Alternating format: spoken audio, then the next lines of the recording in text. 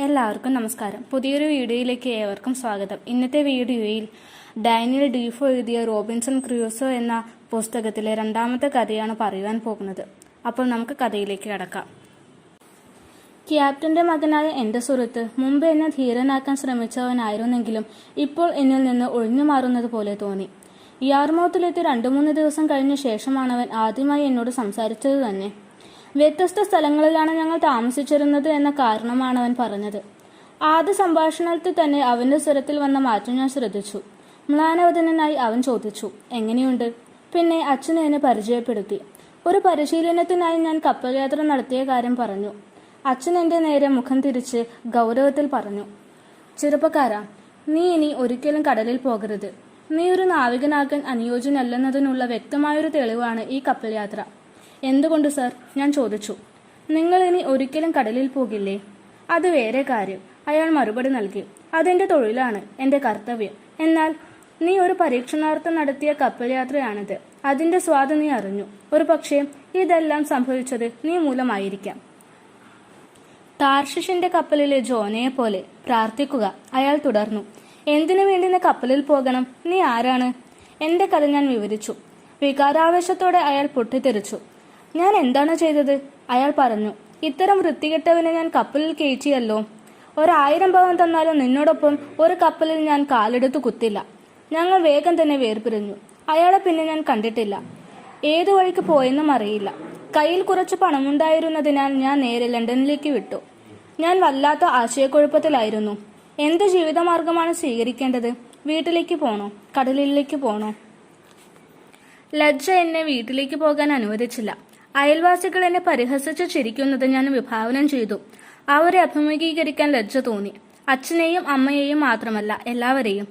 യുവാക്കൾ പാപം ചെയ്യാൻ നാണിക്കുന്നില്ല, എന്നാൽ പശ്ചാത്തപിക്കുന്നതിൽ നാണിക്കുന്നു എന്ന് ഞാൻ മനസ്സിലാക്കിയിട്ടുണ്ട്. എന്ത് വിഡ്ഢിത്തം കാണിക്കുന്നതിലും ലജ്ജയില്ല. തെറ്റുകൾ തിരുത്തി മടങ്ങിപ്പോകുന്നതിലാണ് അവർക്ക് ലജ്ജ. ഈ രീതിയിൽ കുറച്ചുനാൾ അസന്ദിഗ്ധാവസ്ഥയിൽ ഞാൻ കഴിച്ചുകൂട്ടി. ഏത് രീതിയിൽ ജീവിതം മുന്നോട്ട് കൊണ്ടുപോകുമെന്നൊരു രൂപവുമില്ലാതെ വീട്ടിൽ തിരിച്ചു പോകാൻ വല്ലാത്ത മടി. കുറച്ചുനാൾ അങ്ങനെ കഴിഞ്ഞപ്പോൾ അനുഭവിച്ച ദുരിതങ്ങൾ ഞാൻ വിസ്മരിച്ചു. വീണ്ടും കടൽ യാത്രയ്ക്കുള്ള മോഹം മനസ്സിൽ മുളച്ചു വന്നു. ലണ്ടനിൽ എനിക്ക് നല്ലൊരു സുഹൃത്ത് വലയം ഉണ്ടായിരുന്നു. എന്നെ പോലെ അലഞ്ഞു നടക്കുന്ന ഒരു യുവാവിനത് സാധാരണഗതിയിൽ കിട്ടാത്തതാണ്. ഗിനിയ തീരത്ത് യാത്ര നടത്തി തിരിച്ചെത്തിയ ഒരു കപ്പലിലെ ക്യാപ്റ്റനുമായി ഞാൻ പരിചയപ്പെട്ടു. കച്ചവടത്തിൽ നല്ല വിജയം കൈവരിച്ച് മടങ്ങി എത്തിയിരിക്കുകയാണ് അയാൾ. വീണ്ടും യാത്ര പോകാൻ ആഗ്രഹിക്കുന്നു. എന്റെ സംഭാഷണത്തിൽ ആകൃഷ്ടനായ അയാൾ എനിക്ക് ലോകം കാണാൻ ആഗ്രഹമുണ്ടെന്ന് അറിഞ്ഞപ്പോൾ പ്രതിഫലമൊന്നും വാങ്ങാതെ എന്നെ കൊണ്ടുപോകാമെന്നേറ്റു. അദ്ദേഹം ഭക്ഷണം തരും, നല്ലൊരു സ്നേഹിതനെ പോലെ. ഞാൻ എന്തെങ്കിലും കച്ചവടത്തിനായി കൊണ്ടുപോയാൽ ലാഭമെല്ലാം എനിക്ക് എടുക്കുകയും ചെയ്യാം. എനിക്ക് വലിയ ഉത്സാഹമായി. ഞാൻ ആ വാഗ്ദാനത്തിൽ ചാടിപ്പിടിച്ചു. ക്യാപ്റ്റനുമായി വളരെ അടുപ്പത്തിലായി. വളരെ സത്യസന്ധനും ശുദ്ധഗതിക്കാരനുമാണയാൾ. ഞാൻ അദ്ദേഹത്തോടൊപ്പം കപ്പൽ യാത്ര ആരംഭിച്ചു. 40 പവന്റെ കളിപ്പാട്ടങ്ങളും വില കുറഞ്ഞ കുറച്ച് കൗതുക സാധനങ്ങളും വാങ്ങിവെച്ചു. ഈ പണം ഞാൻ ബന്ധുക്കൾക്ക് കത്തെഴുതി വരുത്തിയതാണ്. എന്റെ ആദ്യ സാഹസത്തിനായി അച്ഛന്റെയോ അമ്മയുടെയോ കയ്യിൽ നിന്ന് ബന്ധുക്കൾ വാങ്ങി അയച്ചതാകാം. ക്യാപ്റ്റന്റെ സഹായത്തോടെ ആ തുക ഞാൻ 10 മടങ്ങ് വർദ്ധിപ്പിച്ചു. എന്റെ എല്ലാ സാഹസിക യാത്രകളിലും വെച്ച് ലാഭം കിട്ടിയ ഒരേ ഒരു യാത്ര ഇതായിരുന്നു. അതിന് ഞാൻ ക്യാപ്റ്റന്റെ ആത്മാർത്ഥതയോടും സത്യസന്ധതയോടും എന്നും കടപ്പെട്ടിരിക്കുന്നു. അയാളിൽ നിന്ന് ഞാൻ മാത്തമാറ്റിക്സും നാവിക നിയമങ്ങളും പഠിച്ചു. കപ്പലിന്റെ ഗതി നിർണ്ണയിക്കുന്നതും നിരീക്ഷിക്കുന്നതും മറ്റും അഭ്യസിച്ചു. ചുരുക്കത്തിൽ ഒരു നാവികൻ അറിഞ്ഞിരിക്കേണ്ടതായ എല്ലാ കാര്യങ്ങളും ഞാൻ ഗ്രഹിച്ചു. അങ്ങനെ ഈ കടൽ യാത്ര എന്നെ ഒരു വ്യാപാരിയും നാവികനുമായി മാറ്റിയെടുത്തു. ഞാൻ തിരിച്ചു വന്നപ്പോൾ 5 റാത്തൽ 9 റൗണ്ട്സ് സ്വർണപ്പൊടിയാണ് കൊണ്ടുവന്നത്. ഏകദേശം 300 പവൻ. അതെന്നെ കൂടുതൽ പണമുണ്ടാക്കാൻ മോഹിപ്പിച്ചു. എന്റെ നാശത്തിലെത്തിച്ചതും അതായിരുന്നു. ഞാനൊരു ഗിനിയ വ്യാപാരിയാകുവാൻ തയ്യാറെടുത്തു. കഷ്ടകാലത്തിന് എന്റെ സുഹൃത്തായ ക്യാപ്റ്റൻ തിരിച്ചെത്തി കുറച്ചുനാൾക്കകം മൃതിയടഞ്ഞു. അയാളുടെ സഹപ്രവർത്തകൻ അതേ കപ്പലിലെ ക്യാപ്റ്റനായി ചുമതലയേറ്റപ്പോൾ ഞാൻ അതിൽ ചേർന്നു. ഇതായിരുന്നു ഏറ്റവും ദൗർഭാഗ്യകരമായ കടൽ യാത്ര.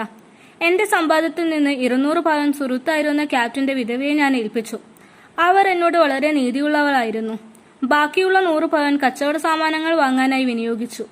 ഞങ്ങളുടെ കപ്പൽ കാനറി ദ്വീപുകൾക്കു നേരെ നീങ്ങി. കൃത്യമായി പറഞ്ഞാൽ ആ ദ്വീപുകൾക്കും ആഫ്രിക്കൻ തീരത്തിനുമിടയിലേക്ക്. ഒരു ദിവസം പുലർച്ചയ്ക്ക് തുർക്കി കടൽക്കൊള്ളക്കാരുടെ കപ്പൽ ഞങ്ങളെ പിന്തുടർന്ന് ആക്രമിച്ചു. ഞങ്ങളുടെ പക്കൽ 12 തോക്കുകളെ ഉണ്ടായിരുന്നുള്ളൂ. കൊള്ളക്കാർക്ക് 18 എണ്ണം ഉണ്ടായിരുന്നു. എങ്കിലും ഞങ്ങൾ ധീരതയോടെ പൊരുതി നിന്നു. 200ഓളം പേർ കൊള്ളസംഘത്തിൽ ഉണ്ടായിരുന്നെങ്കിലും ഞങ്ങൾ അപായമൊന്നും ഏൽക്കാതെ മണിക്കൂറുകളോളം ചെറുത്തുനിന്നു. ഒടുവിൽ 60 കൊള്ളക്കാർ ഞങ്ങളുടെ കപ്പലിൽ പിടിച്ചു കയറി കപ്പൽ വെട്ടി നശിപ്പിക്കാൻ തുടങ്ങി. അങ്ങനെ കപ്പൽ അവർ ഉപയോഗശൂന്യമാക്കുകയും 3 പേരെ വധിക്കുകയും 8 പേരെ മുറിവേൽപ്പിക്കുകയും ചെയ്തു. ഞങ്ങൾക്ക് കീഴടങ്ങാതെ മറ്റു മാർഗമില്ലായിരുന്നു. ഞങ്ങളെ എല്ലാവരെയും തടവുകാരായി പിടിച്ച് കാപ്പിരികളുടെ തുറമുഖമായ സല്ലിയിലേക്ക് കൊണ്ടുപോയി. ഞാൻ ആദ്യം ഭയപ്പെട്ടതുപോലെ ഭീകരമായിരുന്നില്ല അവരുടെ പെരുമാറ്റം. എന്നെ മറ്റുള്ളവരോടൊപ്പം മൊറോക്കോ രാജാവിന്റെ അരമനയിലേക്ക് ആനയിച്ചില്ല. കൊള്ളത്തലവൻ എന്നെ സ്വന്തം അടിമയാക്കി. അവന് നൽകിയ ഒരു പാരിതോഷികമാകാം അത്. യുവാവായ ഞാൻ അവന്റെ ജോലികൾക്ക് അനുയോജ്യനാണെന്ന് അയാൾക്ക് തോന്നിക്കാണും. വ്യാപാരിയിൽ നിന്നും അടിമയിലേക്കുള്ള അത്ഭുതകരമായ ഈ മാറ്റം എന്നെ വല്ലാതെ കുലുക്കി. അച്ഛന്റെ പ്രവചനം ഞാൻ ഓർത്തു. നിന്റെ നില ദയനീയമാകും, ആരും രക്ഷിക്കാനുണ്ടാകില്ല. കാര്യങ്ങൾ കൂടുതൽ മോശമാകല്ലേ എന്ന് മാത്രമായിരുന്നു എന്റെ ചിന്ത. എല്ലാം കഴിഞ്ഞു. ഇതിൽ നിന്നിന് മോചനമില്ല. എന്ത് കഷ്ടം! ഇത് വരാനിരിക്കുന്ന ദുരിതങ്ങളുടെ നാന്ദി മാത്രമാണെന്ന് കഥ നീങ്ങുമ്പോൾ മനസ്സിലാകും. അവിടുന്ന് എങ്ങനെയെങ്കിലും രക്ഷപ്പെടണമെന്ന ഒറ്റ ചിന്തയെ എന്നിൽ ഉണ്ടായിരുന്നുള്ളൂ. അതിനായി എന്തു മാർഗം അവലംബിക്കണം? എന്നാൽ ഒരു മാർഗവും തെളിഞ്ഞു വന്നില്ല. എന്റെ പദ്ധതികൾ പ്രായോഗികമാക്കാൻ കഴിയാതെ അങ്ങനെ 2 വർഷങ്ങൾ കടന്നുപോയി. 2 വർഷങ്ങൾക്ക് ശേഷം ഒരു അസാധാരണ പരിതസ്ഥിതി സ്വയം സൃഷ്ടിക്കപ്പെട്ടു. വീണ്ടും രക്ഷപ്പെടാനുള്ള മോഹം എന്റെ മനസ്സിൽ ഉയർന്നു. ഞങ്ങളുടെ കപ്പലിലെ നീണ്ട ഒരു ബോട്ട് എന്റെ യജമാനൻ അപ്പോഴും സൂക്ഷിച്ചിരുന്നു.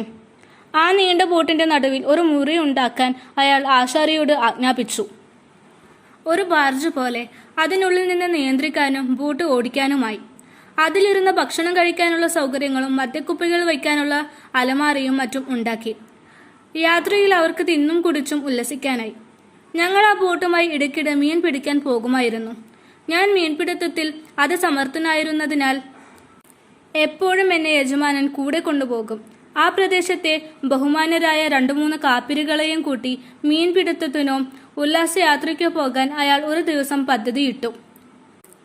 അതുകൊണ്ട് പതിവിന് വിപരീതമായി ബോട്ടിൽ ആഹാര സാധനങ്ങൾ കൊണ്ടുവന്ന് നിറച്ചു. എന്നോട് 3 തോക്കുകളും ധാരാളം വെടിയുണ്ടകളും കരിമരുന്നും തയ്യാറാക്കി വയ്ക്കാൻ ഉത്തരവ് നൽകി.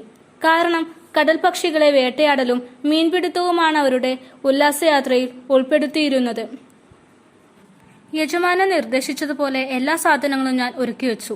ബോട്ട് കഴുകി വൃത്തിയാക്കി പിറ്റേന്ന് രാവിലെ അതിഥികളെ സ്വീകരിക്കാനായി തയ്യാറാക്കി നിർത്തി. പിന്നീട് യജമാനൻ വന്ന് അതിഥികൾ ചില ബിസിനസ് കാര്യങ്ങൾ മൂലം ഉല്ലാസയാത്ര റദ്ദാക്കിയെന്ന് പറഞ്ഞു. ഒരു കാപ്പിരിയെയും ഒരു അടിമ യുവാവിനെയും കൂട്ടി കടലിൽ പോയി കുറച്ച് മീൻ പിടിച്ചു കൊണ്ടുവരാൻ അയാൾ എനിക്ക് ഉത്തരവ് നൽകി. അതിഥികൾക്ക് അത്താഴവിരുന്ന് നൽകാനായി മീൻ കിട്ടിയ ഉടനെ വീട്ടിലെത്തിക്കണമെന്നും ഉത്തരവ് നൽകി. സ്വാതന്ത്ര്യനാകാനുള്ള ചിന്ത എന്റെ മനസ്സിലേക്ക് പാഞ്ഞെത്തി. ഒരു കൊച്ചു കപ്പൽ എന്റെ കയ്യിൽ ഇപ്പോൾ വന്നു ചേരുകയാണ്. യജമാനൻ പോയപ്പോൾ ഞാൻ തയ്യാറെടുപ്പുകൾ ആരംഭിച്ചു. മീൻ പിടിക്കാനല്ല, ഒരു കടൽ യാത്രയ്ക്ക്. എങ്ങോട്ടാണോ ഓടിച്ചു പോകേണ്ടതെന്ന് എനിക്കൊരു രൂപവുമില്ല. എങ്കിലും അതൊരു പ്രശ്നമേ അല്ല. അവിടുന്ന് രക്ഷപ്പെടുക മാത്രമാണ് ലക്ഷ്യം. ബോട്ടിൽ കുറെ ആഹാര സാധനങ്ങൾ സൂത്രത്തിൽ കൊണ്ടുവയ്ക്കാൻ ആ കാപ്പിരിയെ പ്രേരിപ്പിക്കുകയായിരുന്നു എന്റെ ആദ്യ ഉദ്യമം. യജമാനന്റെ ആഹാര പദാർത്ഥങ്ങൾ നാം കഴിക്കുന്നത് ശരിയല്ലെന്ന് പറഞ്ഞപ്പോൾ കാപ്പിരി അത് സമ്മതിച്ചു. അതുകൊണ്ട് അവൻ വലിയൊരു കുട്ട നിറയെ റസ്കും ബിസ്ക്കറ്റും 3 ജാർ കുടിവെള്ളവും ബോട്ടിലേക്ക് കൊണ്ടുവന്നു. യജമാനന്റെ മദ്യക്കുപ്പികൾ സൂക്ഷിച്ചു വെച്ചിട്ടുള്ളത് എവിടെയാണെന്ന് എനിക്ക് അറിയാം. ഇംഗ്ലീഷുകാരിൽ നിന്ന് നേടിയ സമ്മാനമാണിത്. കാപ്പിരി കരയിലായിരിക്കുമ്പോൾ ഞാൻ അവ ബോട്ടിലേക്ക് മാറ്റി. അത് യജമാനന് വേണ്ടി മുമ്പ് തന്നെ അവിടെ വെച്ചിരുന്നതാണെന്നേ തോന്നും. വലിയൊരു മെഴുകുകട്ടിയും കൊണ്ടുവന്നു വച്ചു. ഒരു പാക്കറ്റ് ചരട്, കോടാലി, അറക്കവാൾ, ചുറ്റിക തുടങ്ങിയ ഉപയോഗപ്രദമായ എല്ലാ ഉപകരണങ്ങളും ബോട്ടിൽ കയറ്റി.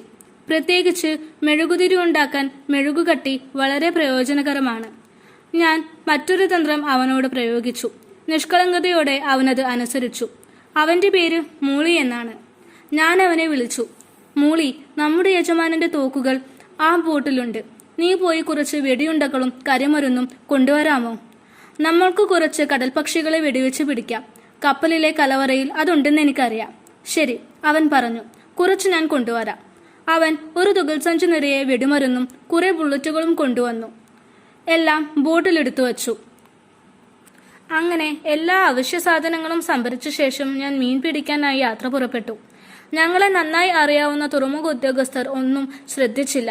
തുറമുഖത്ത് നിന്ന് 1 മൈൽ ദൂരെ എത്തി ഞങ്ങൾ മീൻ പിടിക്കാൻ ശ്രമിച്ചു. കാറ്റ് വടക്ക് കിഴക്കോട്ട് അടിക്കാൻ തുടങ്ങി.